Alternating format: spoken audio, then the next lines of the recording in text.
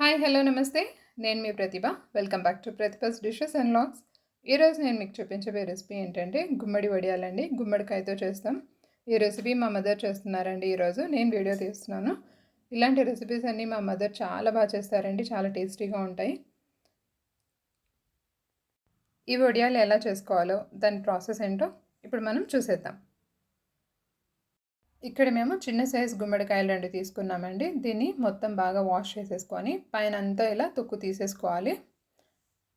పైన పీల్ అంతా తీసిన తర్వాత దీన్ని హాఫ్గా కట్ చేసుకొని మళ్ళీ ఇలా ముక్కలుగా కట్ చేసుకోవాలి. చేసిన తర్వాత దీంట్లో సీడ్స్ అన్నీ రిమూవ్ చేసేయాలండి. లేతగా ఉంటే సీడ్స్ అలానే వేసుకోవచ్చు. పెద్దగా ఉంటే సీడ్స్ తీసేసేయండి.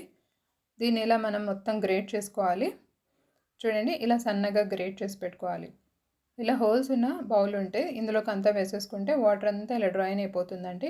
లేదంటే మనం చేత్తో అయినా సరే ఇలా గట్టిగా స్క్వీజ్ చేసామంటే వాటర్ అంతా వెళ్ళిపోతుంది. ఇదంతా ఒక ప్లేట్లోకి తీసుకోవాలి. అలాగే ఒక 4 to 5 అవర్స్ మనం మినపప్పుని ఇలా నానేసి పెట్టుకోవాలండి.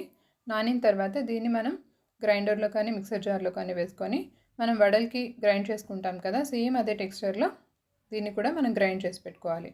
అలాగే ఒక మిక్సర్ జార్లో పచ్చిమిర్చి తీసుకోవాలి. అలాగే దీనికి తగినంత కొద్దిగా సాల్ట్ వేసుకొని దీన్ని కూడా మనం గ్రైండ్ చేసుకోవాలి. కోర్స్ లాగా గ్రైండ్ చేసుకోవాలండి.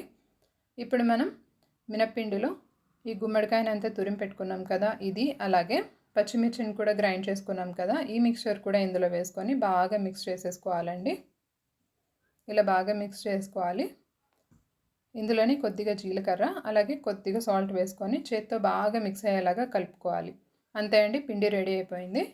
ఇప్పుడు మనం ఒక పాలిథిన్ షీట్ వేసుకొని దాంట్లో మనం వడలకి ఒత్తుకుంటాం కదా, సేమ్ అలానే ఒత్తుకుంటూ ఒక వెట్ క్లాత్ మీద ఇలా వేసుకుంటూ రావాలండి, వడియాల్లాగా. అంతే అండి, చాలా ఈజీగా చేసేసుకోవచ్చు. ఇది ఒక 2 డేస్లో మనకు డ్రై అయిపోతుంది. దీన్ని మనం అలాగే ఒక 1 year వరకు స్టోర్ చేసి పెట్టుకోవచ్చు.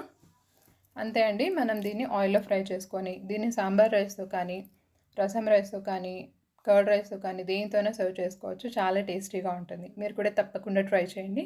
అండ్ అలాగే ఇలాంటి వీడియోస్ మీరు చూడాలనుకుంటే నా ఛానల్ని తప్పకుండా సబ్స్క్రైబ్ చేసుకోండి. Thank you.